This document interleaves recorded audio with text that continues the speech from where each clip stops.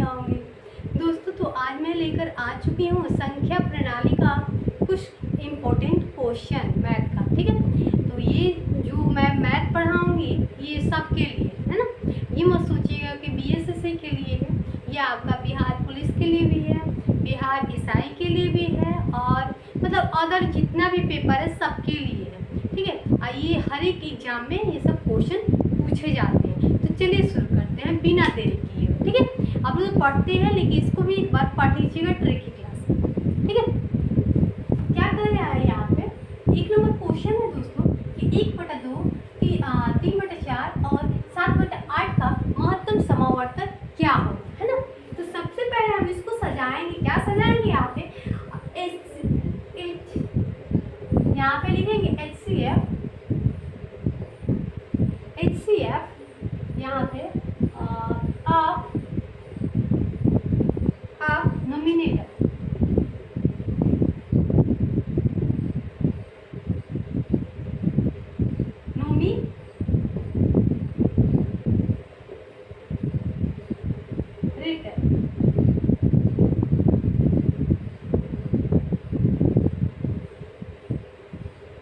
ठीक है, बटा क्या होगा उसके बाद एलसीएम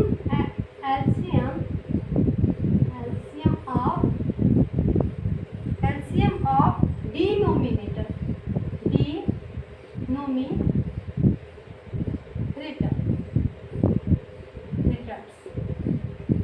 ओके। अब यहाँ आप लोगों को इंग्लिश में समझ में नहीं आ रहा होगा तो दोस्तों मैं हिंदी में बताऊंगी। तो यहाँ पे लिखेंगे भेनों का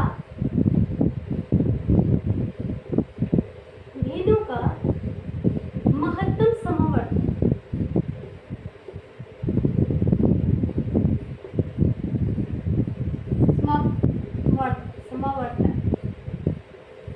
ठीक है। तो सबसे पहले यहाँ पे क्या लिखेंगे दोस्तों, आप लोग को उम्मीद करती हूँ कि दिखाई दे रहा होगा, है ना। उसके बाद लिखेंगे हम लोग यहाँ पे बराबर के चिन्ह देंगे, दिखाई दे रहा होगा आप लोगों को। यहाँ पे लिखेंगे HCF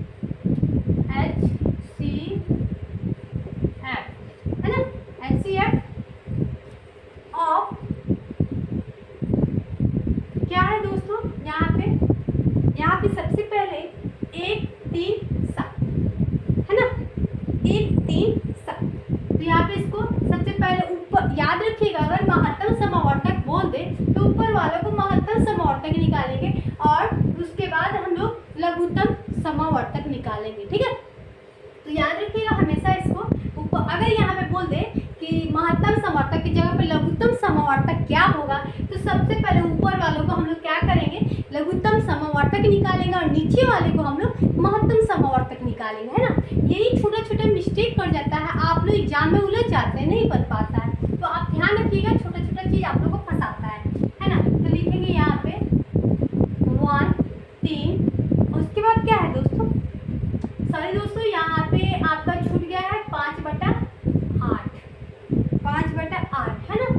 तो यहाँ पे लिखेंगे 5, फिर यहाँ पे क्या लिखेंगे 7 बटा।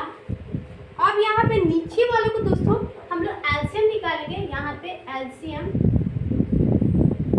ठीक है, लिखेंगे एलसीएम। उसके बाद यहाँ लिखेंगे 2 4 8। उसके बाद हम लोग सॉरी यहाँ पे है दोस्तों, यहाँ पे 1 मिनट, यहाँ पे 6 है यहाँ दोस्तों, कुछ क्वेश्चन में मिस्टेक दे दिया होगा, है ना। तो यहाँ पे 6 लिखेंगे और यहाँ पे 8 देंगे, है ना। अब यहाँ पे ऊपर वालों को क्या करेंगे, सबसे पहले हम लोग HCF निकालेंगे। तो HCF निकालिएगा तो क्या आएगा दोस्तों, यहाँ पे हमारे उम्मीद से आएगा आपका 1 आएगा, है ना। HCF निकालेगा इसका तो 1 आ जाएगा, है ना। उसके बाद इस सब का लघुत्तम समावर्तक निकालिएगा तो आप निकाल कर देख लीजिए 2 4 6 8 है ना, 2 4 6 8 इसका लघुत्तम निकाल लीजिए दोस्तों। वो तो आसान था, वो निकाले होंगे। तो इसको 2 एकम 2 दूनी के 4 दूनी 6 दो चौके 8 है ना। फिर इसको कटाइए, 2 एकम 2 दूनी के 4 और 2 तिहाई 6। अब कटने लायक है नहीं है ना, तो 2 दूनी के 4 4 तिहाई 12 12 दूनी 24। यहाँ पे क्या आ जाएगा दोस्तों, 1/8 24। उम्मीद करती हूँ दोस्तों आप लोग को समझ में आ गया होगा ये क्वेश्चन, है ना। तो चलते हैं नेक्स्ट क्वेश्चन पे दोस्तों।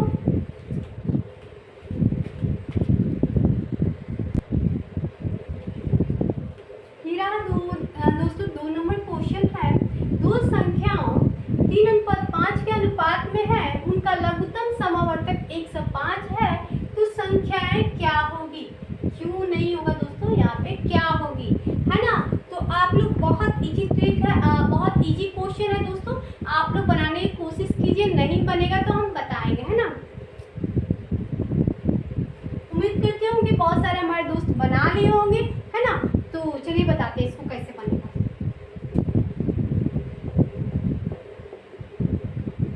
दो संख्याओं 3:5 के अनुपात में है,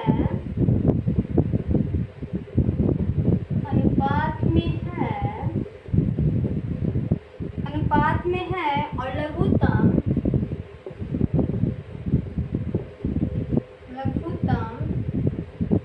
क्या है दोस्तों, सब लघुत्तम समावर्तक 105 में है।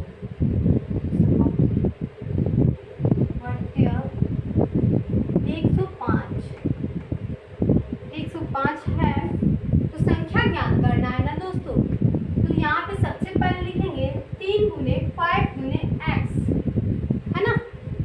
अब क्या हुआ दोस्तों, गुना करेंगे यहाँ पे तो क्या आ जाएगा दोस्तों, 3 पचे 15, 15 में x से गुना करोगे दोस्तों तो 15 ही आएगा। तो यहाँ पे 15 लिखेंगे, है ना। और क्या कर रहा है कि लघुत्तम समावर्तक 105 है ना। यहाँ पे सबसे पहले लिखेंगे 105। अब इसको कटा देंगे दोस्तों तो आ जाएगा आपका 15 सतह 75, है ना।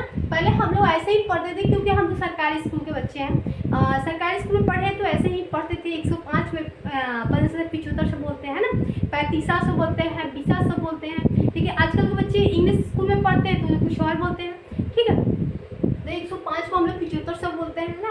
तो 15 सतह 75 7 आ गया, है ना। अब यहाँ पे कह रहा है दोस्तों कि संख्याएं क्या होगी, दो संख्या। तो पहला संख्या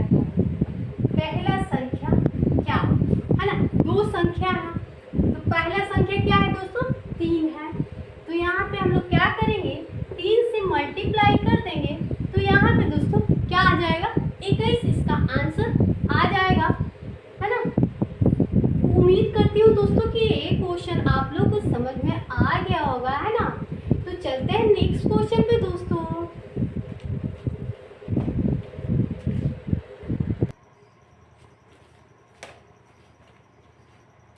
दोस्तों अब हम आ चुके हैं 3 नंबर क्वेश्चन पे, है ना।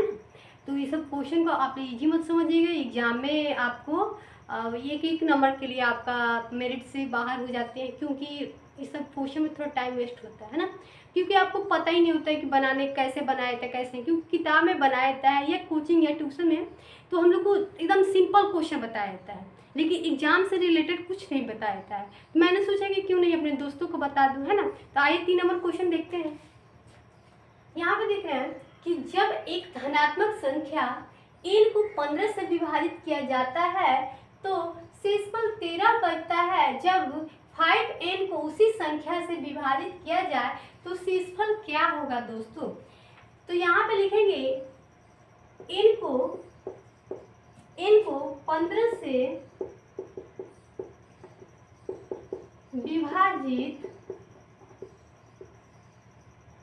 विभाजित करने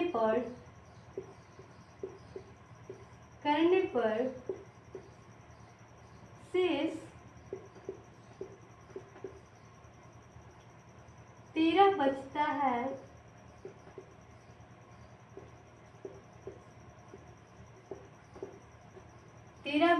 है।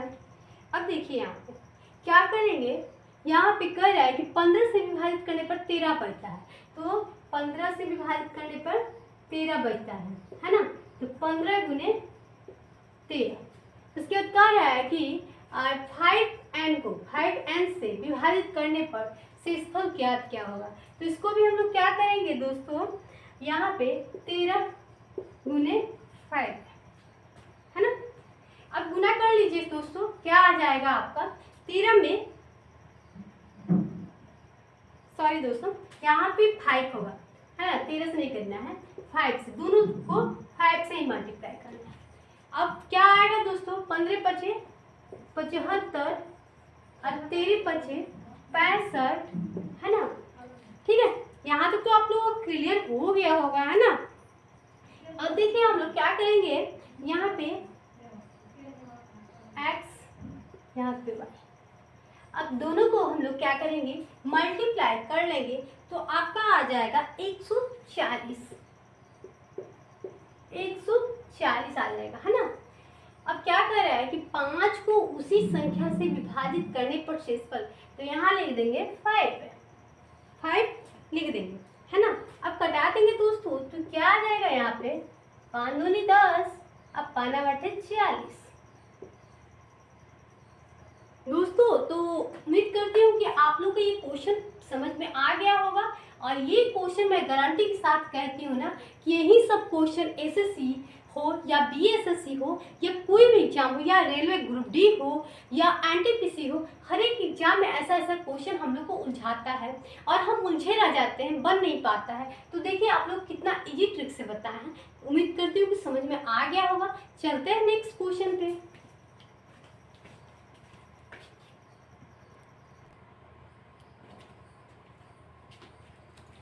अब हम आ चुके हैं दोस्तों 3 नंबर क्वेश्चन पे। जब हम 3 की पावर 90 प्लस 5 की पावर 90 को 17 से विभाजित करते हैं तो शेषफल क्या होगा दोस्तों, कितना होगा। आप सोचते होंगे बहुत हार्ड है, लेकिन हार्ड नहीं है दोस्तों, बहुत इजी है। तो आइए समझते हैं इसको। ठीक है, तो सबसे पहले हम लोग क्वेश्चन लिखेंगे, यहाँ पे 390 प्लस 590, है ना, को हम लोग सजाने वाला काम करेंगे। यहाँ पे 3 का स्क्वायर कर देंगे, यहाँ तक तो क्लियर है। अब यहाँ पे क्या करेंगे, 5, है ना। अब 5 का भी हम लोग स्क्वायर कर देंगे, है ना।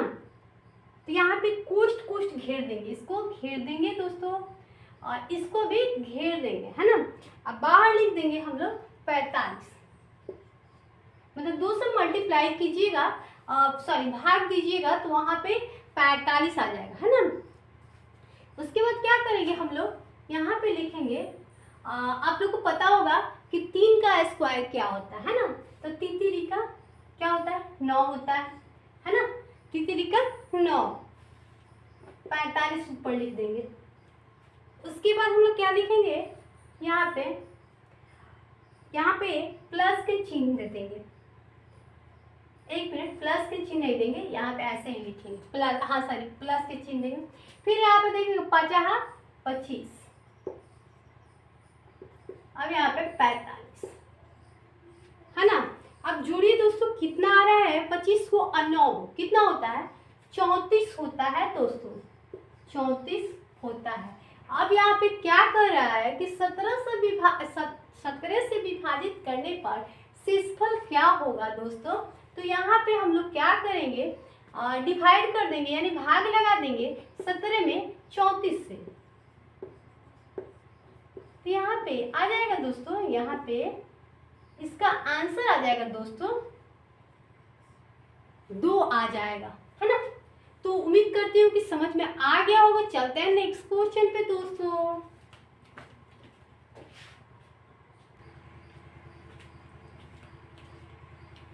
दोस्तों अब हम आ चुके हैं 4 नंबर क्वेश्चन पे। आइए देखते हैं उसको कैसे बनाना है, बहुत इजी ट्रिक है। देखिए यहाँ पे क्या कर रहा है, दो संख्याओं का गुणनफल 6912 है और उनका महत्तम समावर्तक 24 है, तो उनका लघुत्तम समावर्तक क्या होगा। दोस्तों बहुत इजी है ना, लेकिन इजी ही होता है, बहुत लोग का डिवाइड या मल्टीप्लाई थोड़ा कमजोर होता है, जिसके कारण वो लोग नहीं बना पाते हैं ना। तो आप लोग अगर कंपटीशन की तैयारी करते हैं तो सबसे पहले अपना बेसिक को मजबूत कीजिएगा। जोड़ घटाव गुना भाग लघुत्तम महत्तम बटा पर जोड़ घटाव गुना भाग, टोटल अगर कंप्लीट है तो आपको मैथ बनाना सबसे आसान ट्रिक है, आसान है। ठीक है, तो चलिए बनाते हैं इसको। दो संख्याओं का गुणनफल 6 या 912 है और उसका महत्तम समावर्तक 24 है, तो उनका लघुत्तम समावर्तक कितना होगा, है ना। बहुत इजी ट्रिक है।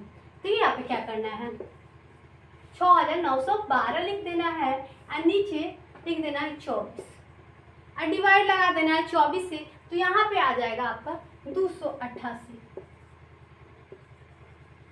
आप लोग खुद से भाग लगाइएगा दोस्तों और बताइएगा कि आप लोगों का कहीं गड़बड़ तो नहीं हो रहा है ना।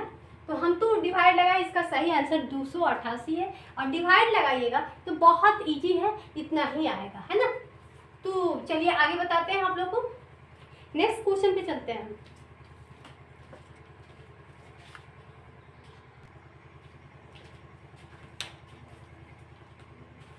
अभी रहा 5 नंबर क्वेश्चन दोस्तों, निम्नलिखित में से कौन सा 21 और 55 के बीच की सभी संख्याएं अभाज्य संख्या का औसत है ना। तो इसको सबसे पहले हम क्या करेंगे, लिखेंगे 21 से 55, है ना। इसके बीच का देखेंगे ऐसी संख्या जो किसी अंक से ना कटे, केवल एक को छोड़कर, अपने संख्या को छोड़कर वैसी संख्या लिखना है ना। तो क्या लिखेंगे दोस्तों, यहाँ पे 39 आप लोग बताइए क्या किसी के पहाड़ा में आता है, नहीं ना आता है, तो हो गया। उसके बाद क्या आएगा दोस्तों, 31 भी सिर्फ अपने से और एक से कटेगा। उसके अलावा क्या है दोस्तों, 37 हो गया, 41 हो गया, है ना। उसके बाद 43 हो गया, 47 हो गया, है ना। उसके बाद आपका हो जाएगा 53 हो गया। इतना संख्या है जो किसी भी अंक से नहीं कटेगा, सिर्फ अपने अंक से कटेगा और मतलब एक से कटेगा, तो उससे हम लोगों को कोई लेना देना, बाकी अगर कोई अंक से कटे तो वो नहीं लिखना है। ठीक है, तो इतना तक आपको समझ में आ गया होगा, है ना। तो अब इसको हम लोग क्या करेंगे दोस्तों, मल्टीप्लाई करेंगे यानी जोड़ेंगे, है ना।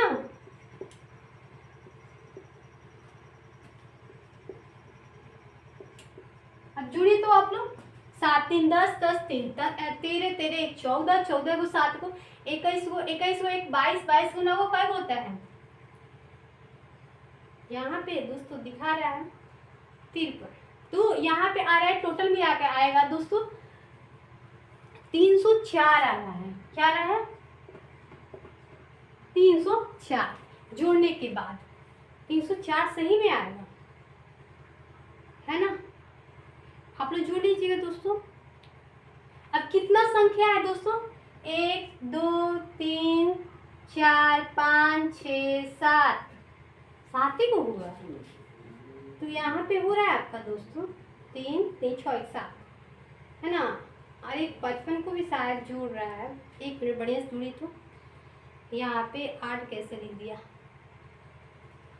कुछ गड़बड़ दिख रहा है ना। फिर से जोड़िए इसको, 4 3 7 7 3 10 10 3 13 13 14 14 को 7 को कब होगा 21 21 1 22, अब 22 को 9 को कब होगा 22 को 9 को 31, 22 को और 9 को 31 को, तो 31 के 1 हो जाएगा दोस्तों।